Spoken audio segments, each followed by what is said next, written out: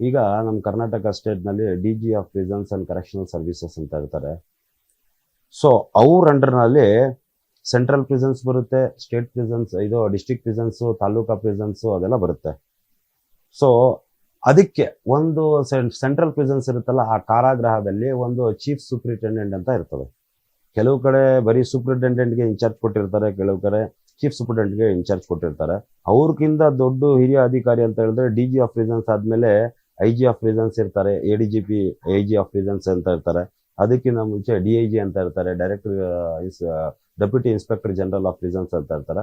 ಅವರೆಲ್ಲ ಹೆಡ್ ಆಫೀಸಲ್ಲಿ ನೋಡಿಕೊಂಡು ಎಂಟೈರ್ ಸ್ಟೇಟ್ ಅಲ್ಲಿ ಪ್ರಿಸನ್ಸ್ಗೆ ಆಡಳಿತ ಅಡ್ಮಿನಿಸ್ಟ್ರೇಟಿವ್ ಡಿಪಾರ್ಟ್ಮೆಂಟ್ ಅನ್ನ ನೋಡಿಕೊಂಡು ಅದನ್ನ ನೋಡ್ಕೊಂಡಿರ್ತಾರೆ. ಮತ್ತೆ ಪ್ರಿಸನ್ಸ್ ನಲ್ಲಿ ಸೂಪ್ರಿಂಟೆಂಡೆಂಟ್ ಆಫ್ ಪ್ರಿಸನ್ಸ್ ಅಂತ ಇರ್ತಾರೆ. ಅವ್ರ ಕೆಳಗಡೆ ಅಸಿಸ್ಟೆಂಟ್ ಸೂಪ್ರಿಂಟೆಂಡೆಂಟ್ಸ್ ಇರ್ತಾರೆ. ಒಂದು ಸೂಪ್ರಿಂಟೆಂಡೆಂಟ್ ಆಫ್ ಪ್ರಿಸನ್ಸ್ ಕೆಳಗಡೆ 2-3 ಜನ ಅಸಿಸ್ಟೆಂಟ್ ಸೂಪ್ರಿಂಟೆಂಡೆಂಟ್ಸ್ ಇರ್ತಾರೆ. ಅವ್ರಕ್ಕಿಂತ ಕೆಳಗಡೆ 4-5 ಜೈಲರ್ಸ್ ಇರ್ತಾರೆ. ಅವ್ರಿಗೆ ಸಪರೇಟ್ ಡಿಪಾರ್ಟ್ಮೆಂಟ್ಸ್ ಇರುತ್ತೆ. ಜೈಲರ್ಸ್ ಕೆಳಗಡೆ ವಾರ್ಡರ್ಸ್ ಅಂತ ಇರ್ತಾರೆ. ಅವ್ರ ಕೆಳಗಡೆ ಅವರೆಲ್ಲ ಆಡಳಿತ ಇರ್ತಾರೆ. ಆಮೇಲೆ ಚೀಫ್ ವಾರ್ಡರ್ಸ್ ಅಂತ ಇರ್ತಾರೆ. ಇದರಲ್ಲಿ ಇವರೆಲ್ಲ ಅಡ್ಮಿನಿಸ್ಟ್ರೇಷನ್ ನಲ್ಲಿ ಬರ್ತಾರೆ.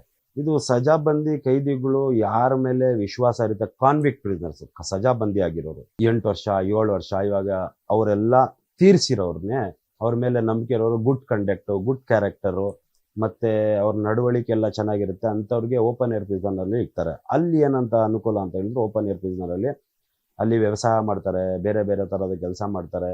ಅದನ್ನ ಅಲ್ಲಿ ವ್ಯವಸಾಯ ಮಾಡ್ಬಿಟ್ಟು ಅದರಲ್ಲಿ ಬೆಳೆಯತಕ್ಕಂತ ವೆಜಿಟೇಬಲ್ಸ್ ನ ಏನ್ ಮಾಡ್ತಾರೆ, ಅದು ಕಾರಾಗೃಹಕ್ಕೆ ಸಪ್ಲೈ ಮಾಡ್ತಾರೆ. ಗೊತ್ತಾಯ್ತಾ? ಅಲ್ಲಿ ಓಪನ್ ಏರ್ ಪ್ರಿಸನ್ ಅಂತ ಹೇಳಿದ್ರೆ ಅವ್ರಿಗೇನು 4 ವಾಲ್ಸ್ ಅಂತ ಇರಲ್ಲ.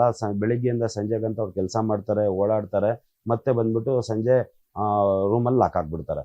ಅದು ಒಳ್ಳೆ ನಡವಳಿಕೆ ಇರತಕ್ಕಂತ ಕೈದಿಗಳಿಗೆ ಮಾತ್ರ ಅಲ್ಲಿ ಶಿಫ್ಟ್ ಮಾಡ್ತಾರೆ. ಅಲ್ಲೊಂದು ಇನ್ಚಾರ್ಜ್ ಅಸಿಸ್ಟೆಂಟ್ ಸೂಪರಿಂಟೆಂಡೆಂಟ್ ಇರ್ತಾರೆ, ಅವ್ರ ಇನ್ಚಾರ್ಜ್ ಅಲ್ಲಿ ನಡೆಯುತ್ತೆ. ಇವಾಗ ಸಂಬಂಧಿಕರು ಇರ್ತಾರೆ. ಆ ಸಂಬಂಧಿಕರು ಹೋಗ್ಬಿಟ್ಟು, ಕೈದಿಗಳ ಸಂಬಂಧಿಕರು ಹೋಗ್ಬಿಟ್ಟು ಅವ್ರಿಗೆ ಮಾತನಾಡ್ಬೇಕಂತ ಹೇಳಿದ್ರೆ ಅಲ್ಲಿ ಇಂಟರ್ವ್ಯೂ ಒಂದು ಪ್ರೋಸೆಸ್ ಐತೆ, ಅಲ್ಲಿ ಹೋಗ್ಬಿಟ್ಟು ಮಾತಾಡ್ಬೇಕು. ಅರ್ಜಿ ಕೊಟ್ಬಿಟ್ಟು ಅಲ್ಲೊಂದು ಟೋಕನ್ ಸಿಸ್ಟಮ್ ಇರುತ್ತೆ. ಅಲ್ಲಿ ಅವ್ರದ್ದು ಆಧಾರ್ ಕಾರ್ಡು ಡೀಟೇಲ್ಸ್ ತಗೊಳ್ತಾರೆ. ಅವರು ಟೈಮಿಂಗ್ ಕೊಡ್ತಾರೆ. ಪ್ರಿಸನ್ ಮ್ಯಾನ್ಯುಯಲ್ ಪ್ರಕಾರ 15 ದಿನಕ್ಕೆ 2 ಸರಿ ಆ ಥರ ಮ್ಯಾನ್ಯುಯಲ್ ಅಲ್ಲಿ ಐತೆ ಅವ್ರಿಗೆ ಭೇಟೆ ಮಾಡಕ್ಕೆ. ಕಾಲ್ ಸಿಸ್ಟಮ್ ಬಂದ್ಬಿಟ್ಟು ಹೊಲಗಡೆ ಇರತಕ್ಕಂಥ ಕೈದಿಗಳು ಅಲ್ಲಿ ಲ್ಯಾಂಡ್ಲೈನ್ ಕಾಲ್ಸ್ ಐತೆ, ಸರ್ಕಾರದವರು ಅಲ್ಲಿ ಇನ್ಸ್ಟಾಲ್ ಮಾಡಿದ್ದಾರೆ ಬೂತ್ನ. ಇವರು ಅಭಯ ಸಾಹೇಬ್ರು DG ಸೂಪ್ರಿಂಟೆಂಡೆಂಟ್ ಸಾಹೇಬ್ರು ಇದ್ದಾಗ ಅಟ್ ದಟ್ ಟೈಮು ಅವರು ಇನ್ಸ್ಟಾಲ್ ಮಾಡಿರೋದು. ಅಂಥ ಟೈಮ್ನಲ್ಲಿ ಅವರು ಮಾಡಿರೋದು. ಅದರಲ್ಲಿ 10 ಮಿನಿಟ್ಸು ಪ್ರತಿ ಒಂದು ಕೈದಿಗೆ ಅವ್ರ ಮನೆಗೆ ಸಂಬಂಧಿಕರಿಗೆ ಮಾತಾಡೋದಕ್ಕೋಸ್ಕರ ಅವಕಾಶ ಮಾಡಿಕೊಡ್ತಾರೆ. ಅವ್ರಿಗೊಂದು ಇದು ಕೊಡ್ತಾರೆ, ಕಾರ್ಡ್ ಕೊಡ್ತಾರೆ. ಅದನ್ನ ರೀಚಾರ್ಜ್ ಮಾಡ್ಕೊಬೇಕು. ರೀಚಾರ್ಜ್ ಮಾಡ್ಬಿಟ್ಟು ಅವರು ಕಾಲಿಂದ, ಲ್ಯಾಂಡ್ಲೈನಿಂದ ಅದು ರೆಕಾರ್ಡೆಡ್ ಕಾಲ್ ಇರುತ್ತೆ, ರೆಕಾರ್ಡ್ ಮಾಡ್ತಾರೆ, ಅವ್ರು ಕಾಲ್ ಮಾಡ್ತಾರೆ ಅವ್ರಿಗೆ, ಅವ್ರ ಸಂಬಂಧಿಕರಿಗೆ 10 ಮಿನಿಟ್ಸ್ ಮಾತ್ರ ಕೊಡ್ತಾರೆ. ಆ 10 ಮಿನಿಟ್ಸ್ ಅಲ್ಲಿ ಇವಾಗ ಪ್ರಾಬ್ಲಮ್ ಏನಂತ ಹೇಳಿದ್ರೆ 48 ಅವರ್ಸ್ಗೆ ಒಂದ್ಸತಿ 10 ಮಿನಿಟ್ಸ್ ಕಾಲ್ ಕೊಡ್ತಾರೆ. ಇವಾಗ ಅವರು ನಂಬರ್ನ ಫೀಡ್ ಮಾಡಬೇಕು. ಎಕ್ಸಾಂಪಲ್, ಅವ್ರ ತಾಯಿದು ನಂಬರ್ ಫೀಡ್ ಮಾಡಿದ್ರೆ ಅವ್ರ ತಾಯಿಗೆ ಮಾತಾಡಬೇಕು. ಅಡ್ವೊಕೇಟ್ ನಂಬರ್ ಫೀಡ್ ಮಾಡಿದ್ರೆ ಅವ್ರ ಅಡ್ವೊಕೇಟ್ಗೆ ಮಾತಾಡಬೇಕು. ಒಂದ್ಸತಿ ಅಡ್ವೊಕೇಟ್ಗೆ, ಒಂದ್ಸತಿ ತಾಯಿಗೆ ಮಾತಾಡಬೇಕು. ಇಲ್ಲಿ ಪ್ರಾಬ್ಲಮ್ಸ್ ಏನಂತ ಹೇಳಿದ್ರೆ, ಕೈದಿಗಳಿಗೆ ವೈಫ್ ಬೇರೆ ಕಡೆ ಇರ್ತವೆ, ತಾಯಿ ತಂದೆ ಬೇರೆ ಕಡೆ ಇರ್ತವೆ, ಅಡ್ವೊಕೇಟ್ಸ್ಗೂ ಮಾತಾಡ್ಬೇಕಾಗಿರುತ್ತೆ. 10 ಮಿನಿಟ್ಸ್ ಕೊಡ್ತಾರೆ 48 ಅವರ್ಸ್ ಆದ್ಮೇಲೆ. ಇವಾಗ ಅವ್ರು ಇಬ್ಬರಿಗೆ ಮಾತ್ರ, ಒಂದು ಅಡ್ವೊಕೇಟ್ಗೆ ಅನುಕೂಲ ಮಾಡ್ಕೊಡ್ತಾರೆ, ಮನೆಯವ್ರಿಗೆ ಯಾರಿಗಾದ್ರೂ ಅನುಕೂಲ ಮಾಡ್ಕೊಡ್ತಾರೆ. ಆ ತಾಯಿಗೆ ಫೋನ್ ಮಾಡಕ್ಕೆ ಇವಾಗ ಅವ್ರಿಗೆ ಪ್ರಾಬ್ಲಮ್ಸ್ ಏನಾಗ್ತಾ ಇರೋದಂದ್ರೆ, ಮಕ್ಳು ಇರ್ತವೆ, ಯಾವ್ದೋ ಬೇರೆ ಊರಲ್ಲಿ ಇರ್ತಾರೆ, ಅವ್ರಿಗೆ ಸೊಸೆಗಳು ಇರ್ತಾರೆ, ಇದು ಏನ್ ಹೇಳೋದು, ಅಳಿಯ ಇರ್ತಾರೆ, ಅಳಿಯ ಮಗಳು ಇರ್ತಾರೆ, ಮದುವೆ ಮಾಡಿ ಬೇರೆ ಕಡೆ ಕೊಟ್ಟಿರ್ತಾರೆ, ತಾಯಿ ಬೇರೆ ಮನೆಯಲ್ಲಿ ಇರ್ತಾರೆ, ವೈಫ್ ಬೇರೆ ಕಡೆ ಇರ್ತಾರೆ. ಅವ್ರಿಗೆ ಕಾಲ್ ಮಾಡಕ್ಕೆ ತೊಂದರೆ ಆಗುತ್ತೆ ಅಲ್ಲಿ. ಅದಕ್ಕೆ ಈ ಪ್ರಶ್ನೆಯನ್ನ ನೀವು ಕಾರಾಗೃಹದ ಹೆಡ್ ಆದಂತ ಆಲೋಕ್ ಕುಮಾರ್ ಸಾಹೇಬ್ರಿಗೆ ಕೇಳಬೇಕು, ನೀವು DG ಅವ್ರಿಗೆ ಕೇಳಬೇಕು. ಈ ತರ ಕಾಲ್ ಸಿಸ್ಟಮ್ ಐತಲ್ಲ, ಅದಕ್ಕೆ ಅನುಕೂಲ ಮಾಡಿಕೊಡ್ಬೇಕು. ಆಮೇಲೆ ಮತ್ತೆ ವಿಡಿಯೋ ಕಾನ್ಫರೆನ್ಸಿಂಗ್ ಮಾಡಬೇಕು ಅಂತ ಹೇಳ್ಬಿಟ್ಟು ಒಂದು ಕೊರೋನಾ ಟೈಮ್ನಲ್ಲಿ, COVID-19 ಸುಪ್ರೀಂ ಕೋರ್ಟು ಗೈಡ್ಲೈನ್ಸ್ ಕೊಟ್ಟಿದ್ರೆ, ಮತ್ತೆ ನಮ್ಮ ಹೈಕೋರ್ಟ್ನಲ್ಲೂ ಇದು ನಮ್ಮ ಜಜ್ಮೆಂಟ್ ಕೊಟ್ಟಿದ್ದಾರೆ. ನಮ್ಮ ನಾಗಪ್ರಸನ್ನ ಸಾಹೇಬ್ರು, ಆನರಬಲ್ ಜಸ್ಟಿಸ್ ನಾಗಪ್ರಸನ್ನ ಸಾಹೇಬ್ರು ಕೊಟ್ಟಿದ್ರು, ವಿಡಿಯೋ ಕಾನ್ಫರೆನ್ಸಿಂಗ್ ಅನುಕೂಲ ಮಾಡಿಕೊಡ್ಬೇಕು ಅಂತ ಹೇಳ್ಬಿಟ್ಟು. ಅದ್ರ ಮೇಲೆ ಜಾಸ್ತಿ ಕೆಲಸ ಮಾಡ್ತಾ ಇಲ್ಲ.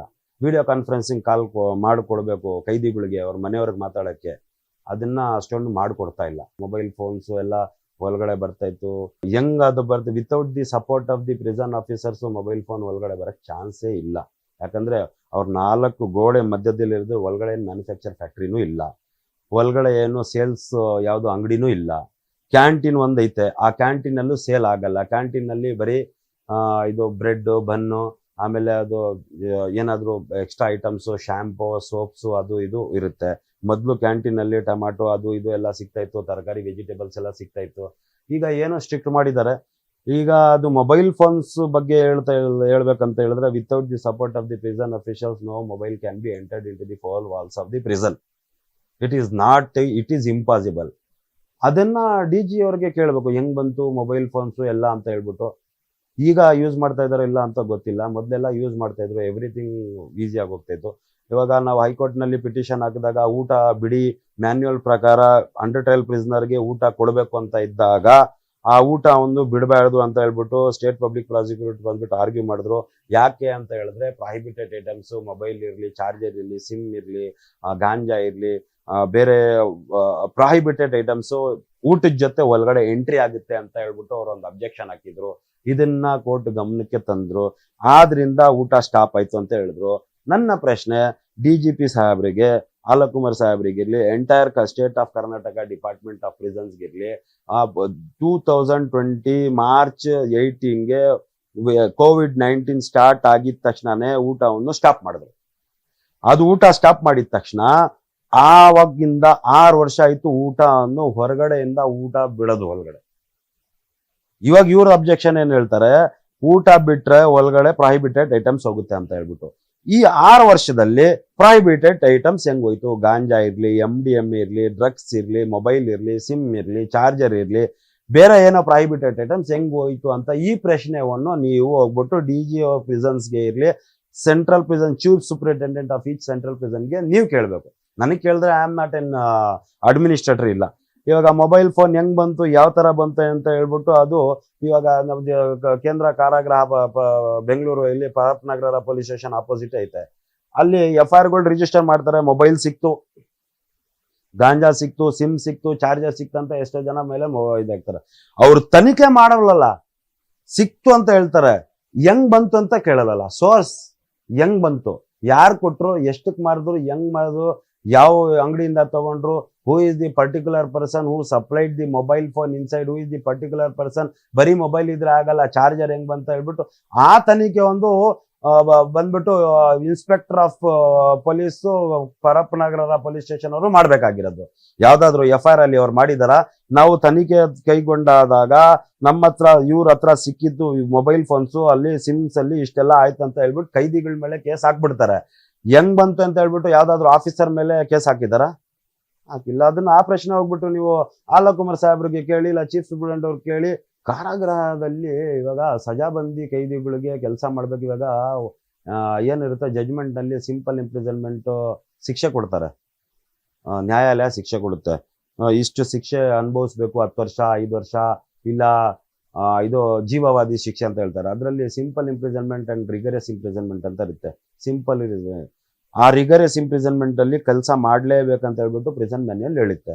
ಆ ಕೆಲಸ ಮಾಡಿದ್ರೆ ಸರ್ಕಾರ ಏನ್ ಮಾಡಿದೆ, ಒಂದು ಸರ್ಕ್ಯುಲರ್ ಪ್ರಕಾರ ಸರ್ಕಾರ ಏನ್ ಮಾಡಿದೆ, ಒಂದಿನ ಒಂದು ಕೈದಿ ಕೆಲಸ ಮಾಡಿದ್ರೆ 584 ಚೇಂಜ್ ಕೊಡ್ತಾರೆ. ಗೊತ್ತಾಯ್ತಾ? ಒಂದಿನ ಕೆಲಸ ಮಾಡಿದ್ರೆ ಅದರಲ್ಲಿ ಬೇರೆ ಬೇರೆ ಡಿಪಾರ್ಟ್ಮೆಂಟ್ಸ್ ಇರುತ್ತೆ. ಕನ್ವಿಕ್ಟ್ ಕೈದಿ, ಇವಾಗ ಸಜಾ ಆಗಿರೋಂಥ ಕೈದಿ, ಬೇರೆ ಬೇರೆ ಟೈಲರಿಂಗ್ ಸೆಕ್ಷನ್ ಇರುತ್ತೆ, ಕಿಚನ್ ಇರುತ್ತೆ, ಆಮೇಲೆ ಒಳ ಸ್ವಚ್ಛತೆ ಅಂತ ಇರುತ್ತೆ, ಆಮೇಲೆ ಇದು ಹಾಸ್ಪಿಟಲ್ ಅಲ್ಲಿ ಇರುತ್ತೆ, ಬೇರೆ ಬೇರೆ ಡಿಪಾರ್ಟ್ಮೆಂಟ್ಸ್ ಇರುತ್ತೆ, ಮಗ್ಗ ಇರುತ್ತೆ, ಆಮೇಲೆ ಮ್ಯಾಟ್ಸ್ ಮಾಡ್ತಾರೆ, ಏನೇನೋ ಮಾಡ್ತಾರೆ, ಬೇಕರೀಸ್ ಇರುತ್ತೆ, ಅದೆಲ್ಲ ಇರುತ್ತೆ. ಇಲ್ಲಿ ಕೆಲಸ ಮಾಡಿದ್ರೆ ಇವಾಗ ಚೈದಿಗಳಿಗೆ 2 ಅನುಕೂಲ ಆಗುತ್ತೆ.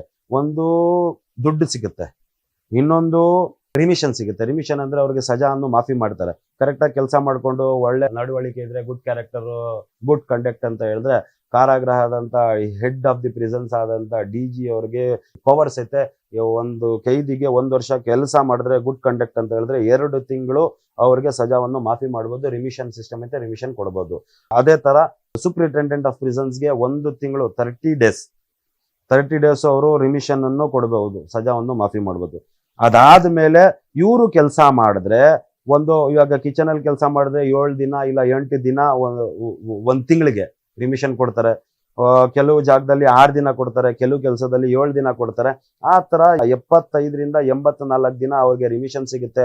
3 ತಿಂಗಳು ಇವ್ರು ರಿಮಿಷನ್ ಕೊಡ್ತಾರೆ, ಇದೊಂದ್ 3 ತಿಂಗಳು, ಇದೊಂದ್ 3 ತಿಂಗಳು, ಇದೊಂದೊಂದು ತಿಂಗಳು, 6 ತಿಂಗಳು, 5ರಿಂದ 6 ತಿಂಗಳು ಮ್ಯಾಕ್ಸಿಮಮ್ ಒಂದು ಕೈದಿಗೆ ಕೆಲಸ ಮಾಡ್ಕೊಂಡು ಒಳ್ಳೆ ನಡವಳಿಕೆ ಇದ್ರೆ, ಒಳ್ಳೆ ಗುಡ್ ಕ್ಯಾರೆಕ್ಟರ್ ಇದ್ರೆ 5ರಿಂದ 6 ತಿಂಗಳು ಅವ್ರಿಗೆ ರಿಮಿಷನ್ ಸಿಗುತ್ತೆ, ಪ್ಲಸ್ ದುಡ್ಡು ಸಿಗುತ್ತೆ.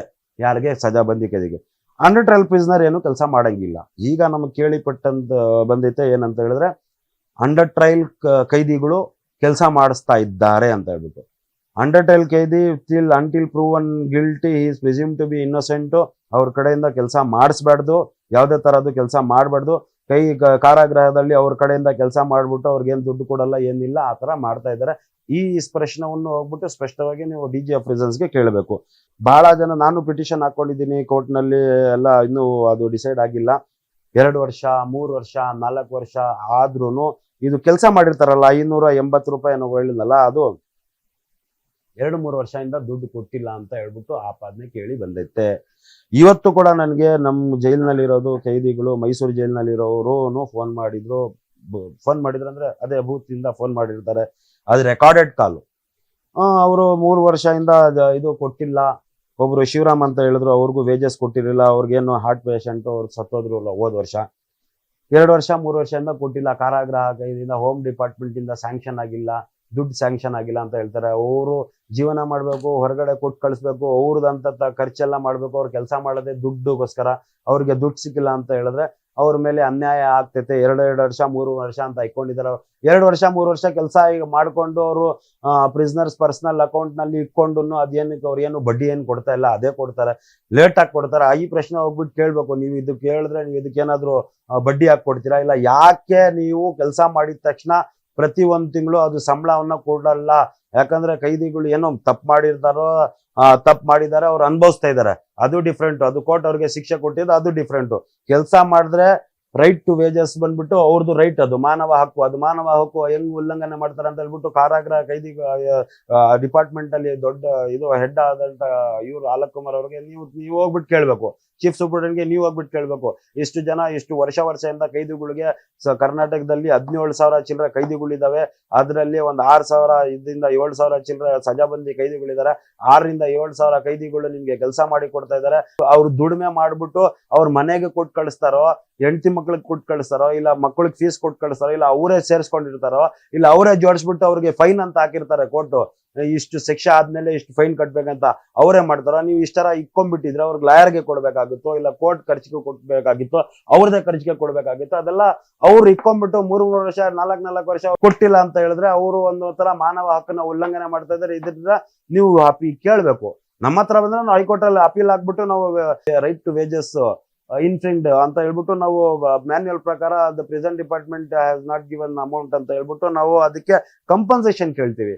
ಕ್ರಮ ಅಂತ ಏನಿಲ್ಲ, ಸುಧಾರಣೆ ಆಗೋಕ್ಕೋಸ್ಕರ ಕಾರಾಗೃಹಗಳಲ್ಲಿ ಬಹಳಷ್ಟು ಅನುಕೂಲಗಳಿದಾವೆ. ಅಲ್ಲಿ ಸ್ಕೂಲ್ಸ್ ಇದಾವೆ, ಅಲ್ಲಿ ಮಸೀದಿ ಐತೆ, ಅಲ್ಲಿ ಚರ್ಚ್ ಐತೆ, ಅಲ್ಲಿ ಆಮೇಲೆ ದೇವಸ್ಥಾನಗಳೈತೆ, ಆಮೇಲೆ ಲೈಬ್ರರಿ ಐತೆ, ಆಮೇಲೆ ಸರ್ಕಾರ ಒಂದು ಓಪನ್ ಯೂನಿವರ್ಸಿಟಿ ಪ್ರೋಗ್ರಾಮ್ಸ್ ಅಂತ ಇದಾವೆ.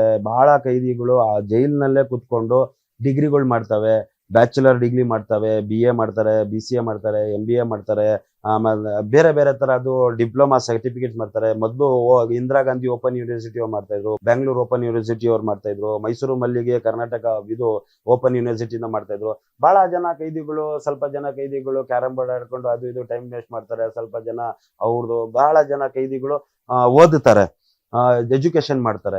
ಎಜುಕೇಶನ್ ಮಾಡ್ಬಿಟ್ಟು ನನಗೆ ಗೊತ್ತಿರೋಂಥದ್ದು ಬಹಳ ಜನ ಇದ್ದಾರೆ. ಎಜುಕೇಶನ್ ಮಾಡ್ಬಿಟ್ಟು ಹೊರಗಡೆ ಬಂದ್ಬಿಟ್ಟು ಕೆಲ್ಸಕ್ಕೆ ಸೇರ್ಕೊಂಡು ಒಳ್ಳೆ ಜೀವನ ಮಾಡ್ತಾ ಇದ್ದಾರೆ. ಇದು ಸುಧಾರಣೆ ಆಗಂತ ಅವಕಾಶ ಮಾಡ್ಕೊಡ್ತವೆ. ಇವಾಗ ಗುಲ್ಬರ್ಗ ಪ್ರಿಸನ್ ನಲ್ಲಿ ನಮ್ದು ಇವಾಗ ಶಿವಮೊಗ್ಗ ಪ್ರಿಸನ್ ನಲ್ಲಿ ಇದ್ದಾರೆ ರಂಗನಾಥ್ ಸಾಹೇಬ್ರು, ಚೀಫ್ ಸೂಪರಿಂಟೆಂಡೆಂಟ್ ರಂಗನಾಥ್ ಸಾಹೇಬ್ರು. ಅವರು ನಾನ್ ನೋಡ್ದಂಗೆ he is a very good officer, very good gentleman. ಅವ್ರು ಏನ್ ಮಾಡ್ತಾರೆ, ಕಾರಾಗೃಹದಲ್ಲಿ ಇದು ಸಜಾಬಂದಿ ಕೈದಿಗಳಿಗೆ ಒಂದು ಕನ್ನಡದಲ್ಲಿ ಎಷ್ಟು ನನ್ನ ಹತ್ರ ಒಂದು ಬುಕ್ಕೆ ಕೊಟ್ಟಿದ್ರು, ಎಲ್ಲೋ ಇಟ್ಟಿದ್ದೀನಿ ಅದು ಬುಕ್ಕು. ಅಲ್ಲಿ ಅವರು ಪೊಯಮ್ಸ್ ಬರೆಯೋದು, ಅನುಭವಿಸಿರಕ್ಕಂತ ಕಷ್ಟವನ್ನು ಅವರು ಬರೆದ್ಬಿಟ್ಟು ತಾಯಿ, ಹೆಂಡತಿ ಮಕ್ಕಳು ಅವರೆಲ್ಲ ಅವ್ರು ನೆನ್ಸ್ಕೊಂಡು ಏನೇನೋ ಬರೀತಾರೆ. ಈ ಕಾರಾಗೃಹದಲ್ಲಿ ನಾನೊಬ್ಬ ಪಕ್ಷಿ, ಯಾವಾಗ ಹಾರ ಹೋಗ್ತೀನೋ, ನಮ್ಮ ತಾಯಿ ತಂದೆ ನನಗೆ ವೇಟ್ ಮಾಡ್ತಾ ಇದ್ದಾರೆ, ಆ ಥರ ಎಲ್ಲ ನಾನು ಕನ್ನಡದಲ್ಲಿ ಓದಿದೆ, ಬಹಳ ಸ್ಪಷ್ಟವಾಗಿ ಚೆನ್ನಾಗಿ ಓದಿರ್ತಾರೆ.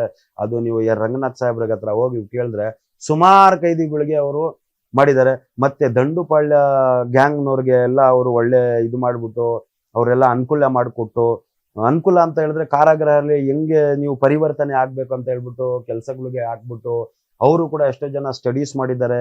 ಬೇರೆ ಬೇರೆ ಎಂತೆಂಥ ಕೈದಿಗಳು ಎಂತೆಂಥ ಕೆಲಸ ಹೋಗಿರೋರಿಗೆ ಅವರು ಪಾಠ ಹೇಳ್ಕೊಡೋದು, ಮೇಷ್ಟ್ರುಗಳು ಬರ್ತಾರೆ ಒಳಗಡೆ, ಆಯಿಯಿಂದ ಹಿಡಿದು ಹೇಳ್ಕೊಡ್ತಾರೆ. ಯಾರು ಅಲ್ಲಿ ಕಲಿಯಲ್ವೋ ಅವ್ರಿಗೆಲ್ಲ ಹೇಳ್ಕೊಡ್ತಾರೆ.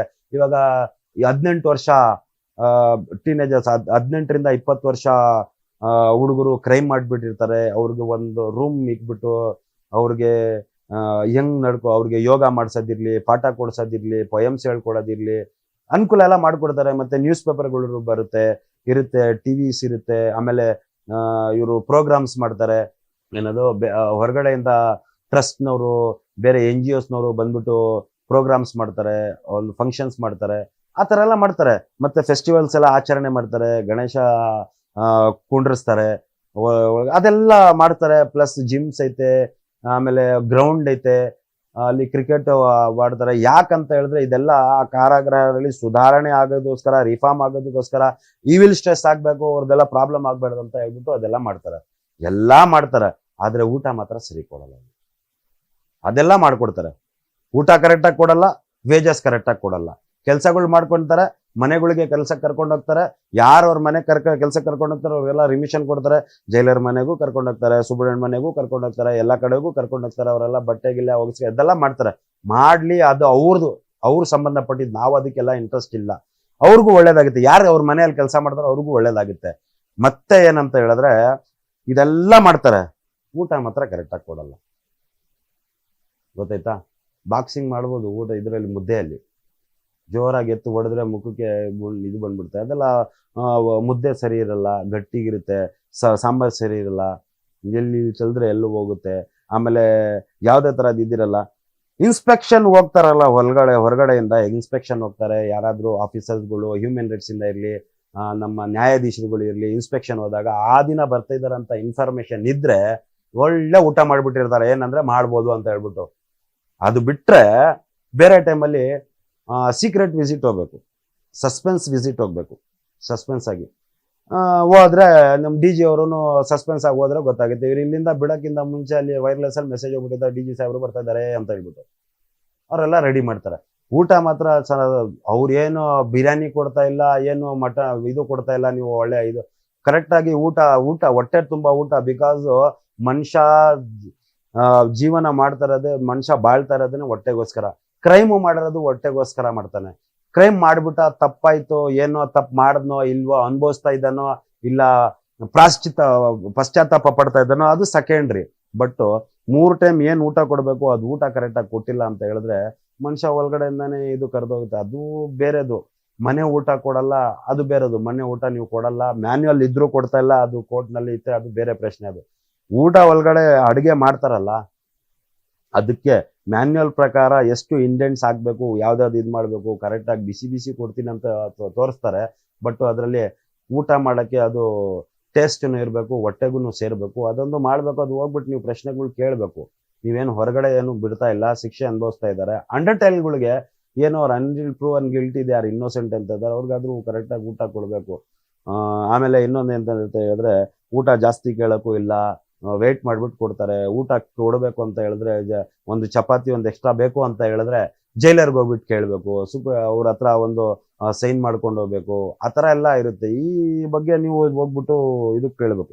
ಪ್ರಿಸನ್ ಡಿಪಾರ್ಟ್ಮೆಂಟ್ಗೆ ಹೋಗ್ಬಿಟ್ಟು ಹೇಳಿ, ಇಂದಿರಾ ಕ್ಯಾಂಟೀನ್ ಸರ್ಕಾರ ಎಲ್ಲೆಲ್ಲೋ ಹಾಕಿದಾವ, ಅದೇ ಇನ್ಚಾರ್ಜ್ ಇಂದಿರಾ ಕ್ಯಾಂಟೀನ್ ಅವ್ರಿಗೆ ಕೊಟ್ಬಿಡಿ ಅಂತ ಕಣ್ಣಿಗೆ ಹಾಕೊಂಡು ಹೊಟ್ಟೆ ತುಂಬಾ ಊಟ ಮಾಡ್ಬಿಟ್ಟು ಕೈದಿಗಳು ಪುಣ್ಯ ಬರುತ್ತೆ ಅವ್ರಿಗೆ ಹಾಕಿದ್ರೆ. ಒಂದ್ ಜೈಲಿನಲ್ಲಿ 260, ಒಂದ್ ಜೈಲಿನಲ್ಲಿ 290, ಒಂದ್ ಜೈಲಿನಲ್ಲಿ 300 ಚಿಲ್ಲರೆ ಆ ತರ ಲೆಕ್ಕ ಹಾಕ್ಬಿಟ್ಟು ಕೈದಿಗಳಿಗೆ ಆತ ತಗೊಂತಾರೆ. 200 ಬೇಡ, 300 ಬೇಡ. ನಮ್ ಇಂದಿರಾ ಕ್ಯಾಂಟೀನ್ ಅಲ್ಲಿ 45 ರೂಪಾಯಿ ಕೊಟ್ರೆ 3 ಹೊತ್ತು ಊಟ, ಒಳ್ಳೆ ಊಟ ಸಿಗುತ್ತಲ್ಲ. 15 ರೂಪಾಯಿ ಲೆಕ್ಕ ಹಾಕಿದ್ರು ಹೊಟ್ಟೆ ತುಂಬಾ ಊಟ ಸಿಗುತ್ತಲ್ಲ, ಅಲ್ಲೆಲ್ಲ ಒಳ್ಳೆ ಊಟ ಕೊಡ್ತಲ್ಲ. ಇಂದಿರಾ ಕ್ಯಾಂಟೀನ್ ಅವ್ರಿಗೆ ಇನ್ಚಾರ್ಜ್ ಕೊಟ್ಬಿಡ್ರಿ. 45 ರೂಪಾಯಿ ಸರ್ಕಾರಕ್ಕೆ ದುಡ್ಡು ಉಳಿಯುತ್ತಲ್ಲ, ಒಂದ್ ಕೈದಿಯಿಂದ 150 ರೂಪಾಯಿ 200 ರೂಪಾಯಿ ಲೆಕ್ಕ ಹಾಕಿದ್ರು 150 ರೂಪಾಯಿ ಲೆಕ್ಕ ಉಳಿಯುತ್ತಲ್ಲ. ನಾವ್ ಹಾಕಿರೋದು ಸ್ಟೇಟ್ ಎಕ್ಸ್ಚೆಕರ್ಸ್ ದುಡ್ಡು, ನಿಮ್ದು ನಮ್ದು ಟ್ಯಾಕ್ಸ್ ಹಾಕೋ ದುಡ್ಡು, ಕೈದಿಗಳಿಗೆ ಹಾಕೋ ದುಡ್ಡು, ಕನಿಷ್ಠ 75% ದುಡ್ಡು ಮಿಕ್ಕಿ ಬಿಡುತ್ತಲ್ಲ.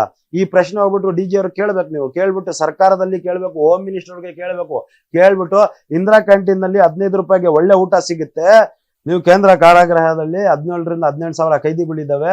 ಒಂದ್ ದಿನಕ್ಕೆ ಊಟಕ್ಕೋಸ್ಕರ ನೀವು 200 ರೂಪಾಯಿಂದ 300 ರೂಪಾಯಿ ಗಂಟ ಬೇರೆ ಬೇರೆ ಗ್ರಾಹಕಗಳಲ್ಲಿ ಚಾರ್ಜ್ ಮಾಡ್ತಾ ಇದ್ದೀರಾ. ಕಲಬುರಗಿ ಕಾರಾಗೃಹಗಳಲ್ಲಿ ಬೇರೆ ಚಾರ್ಜ್ ಮಾಡ್ತಾ ಇದ್ದೀರಾ, ಬಳ್ಳಾರಿಯಲ್ಲಿ ಬೇರೆ ಚಾರ್ಜ್ ಮಾಡ್ತಾ ಇದ್ದೀರಾ, ಮೈಸೂರಲ್ಲಿ ಬೇರೆದು ಇದು ಬೆಂಗಳೂರಿನಲ್ಲಿ ಸಪರೇಟ್ ಕೈದಿಗಳಿಗೆ ಸಪರೇಟ್ ಚಾರ್ಜ್ ಮಾಡ್ತೀರಾ. ಯಾಕೆ 200 ರೂಪಾಯಿನೂ 300 ರೂಪಾಯಿನೂ ನಾವು ಸಿಟಿಸನ್ಸ್ ಆಫ್ ದಿಸ್ ಸ್ಟೇಟ್ ನಾವ್ ಯಾಕೆ ಟ್ಯಾಕ್ಸ್ ಅಮೌಂಟ್ ನ ಅಲ್ಲಿ ಅಷ್ಟೊಂದು ಕೊಡ್ಬೇಕು?